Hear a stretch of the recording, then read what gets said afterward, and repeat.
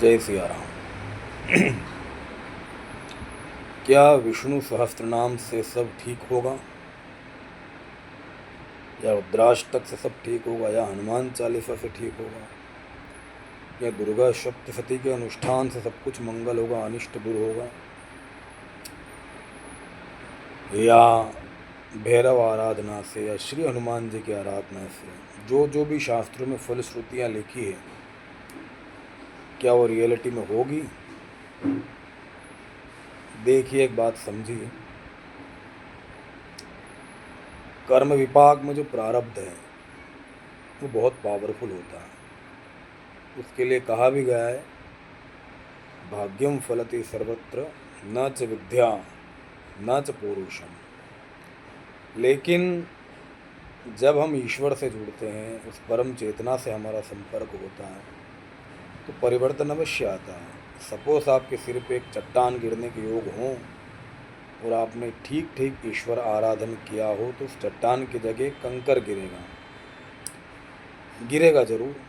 बारिश होनी तय है तो होगी, छाता अवश्य मिल सकता है।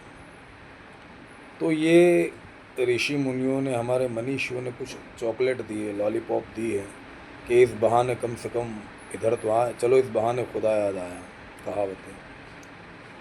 तो ईश्वर आराधन हमें अपने आप को तैयार करने के लिए होता है। हम अपलिफ्ट होते हैं, बहुत सी चीज़ें हम समझ सकते हैं, मूल्यांकन कर सकते हैं, समालोचना कर सकते हैं, अन्यथा जीव व्याकुल हो जाता है। अब रही बात ज्योतिष की,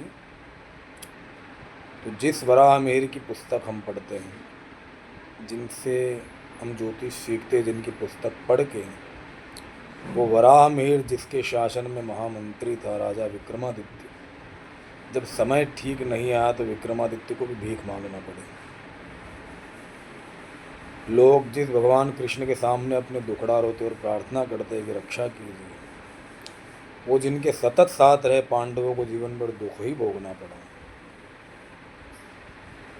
तो जरा विचार कीजिए, नीति के काल चक्र में क्या होना कुछ समझ नहीं आता। इसका अर्थ ये नहीं है कि साधन भजन छोड़ दिया जाए और जब अपने हाथ में कुछ है ही नहीं तो कुछ पुरुषार्थ न किया जाए। नहीं नहीं, पुरुषार्थ करना है, अच्छे से करना है, लेकिन बात को समझना है। मैं ये भी मना नहीं कर रहा हूँ कि कुछ नहीं होता, आराधन से अवश्य होता है।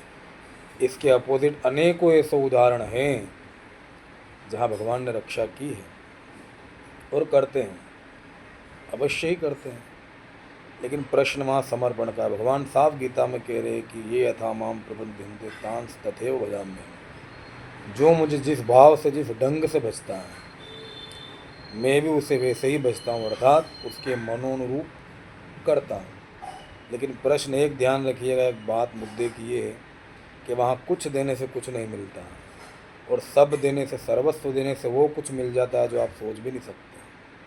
वहाँ आर या पार होता है, वहाँ इधर उधर नहीं चलता है। इसी को स्वामी विवेकानंद ने कहा है कि काली क्या ऐसे ही प्रसन्न होती है, उसके चरणों में तो हृदय का रक्त चढ़ाना पड़ता है। मीन्स सर्वस्व अर्पण होता है। और यदि आपकी रक्षा की भावना है तो ईश्वर अवश्य आपकी रक्षा करेंगे, करेंगे और करेंगे। लेकिन इन छोटी मोटी लालीपाप में ना आइए कि ऐसा होने से ऐसा हो जाए, इतने दिन ये कर लिया तो हो जाएगा। नहीं नहीं नहीं, ये पंथ इतना आसान नहीं है। साधना करिए, अपलिफ्ट होइए, चेतना का विस्तार करिए और अध्यात्म को समझिए, धर्म के तत्व को समझिए, क्योंकि धर्मस्य तत्वम निहितम गुहाया।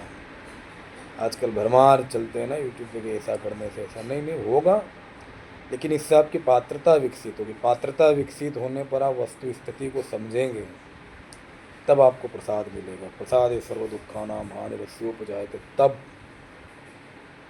अभी चलिए तो सही, 12वीं का सवाल पहली वाला कैसे हल करेगा? लेकिन पहली पढ़ोगे नहीं तो 12वीं तक आओगे भी कैसे? इसलिए चलते रहिए, मजबूत मनोबल से, दृढ़ता से, निश्चय से चलते रहिए। साधना मंगल करेगी ही करेगी। निराश होने का कोई काम नहीं है।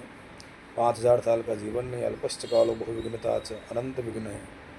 ध्येय को मत भूलिए, अभ्यास करते रहिए, अध्यास करिए, स्वाध्याय तप अर्जुन जो करते रहिए। लेकिन स्मृति रखिए कि ध्यान रहे कि छोटी मोटी बातें आपको निराश न करें, चलते रहिए।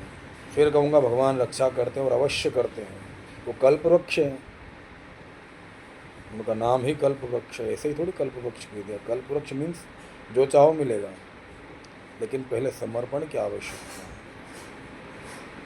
आप सपोज कीजिए मंदिर में जा रहे हैं और आपकी जेब में से 500 का नोट या 1000 रुपये 2000 गिर गए, तो आप व्याकुल होकर उन्हें ढूंढने लगोगे, और संभव तो मंदिर में दर्शन की लाइन से हट के ढूंढने लगोगे। अर्थात अभी भगवान की कीमत 2000 रुपये से कम है।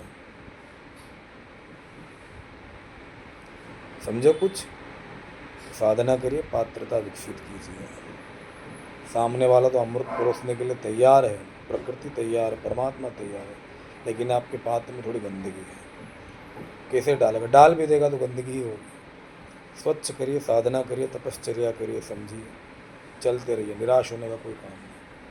हाँ, विष्णु सहस्त्र नाम बहुत बेनिफिट देता है।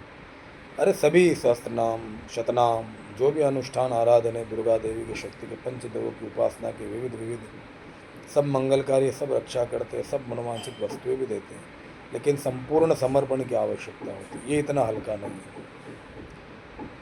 जैसे आजकल चलता है ना, कुछ सत्संग में कहते हैं कि बिलपत्र को ऐसे ऊंधा करके चढ़ाइए, इस पर शहद लगा के चढ़ाइए, इस जगह चढ़ाइए। ये मन लगाने के उपक्रम है। लेकिन भगवान शिव के लिए कहा गया है कि भजे हम भवानी पति भाव गम्य, वो भाव के वश में। अन्यथा तो उसको दुर्गम, जटिल, दुराराध्य, दुरादर्श कहा है। कैसे प्रसन्न कर लोगे एक लोटे जल से? वो भाव से प्रसन्न होता है। कण्णप बिल तो मान से चढ़ा के उनको पा गया, और बिना भाव वाला रोज लाखों बेलपत्र चढ़ाएगा तो क्या होगा?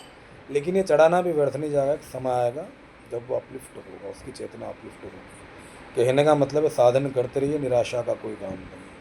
भगवान अच्छा करते हैं, अवश्य ही करते हैं, वो करते रहेंगे, और आपकी मनोवांछित वस्तु भी देते रहेंगे। जय श्री राम।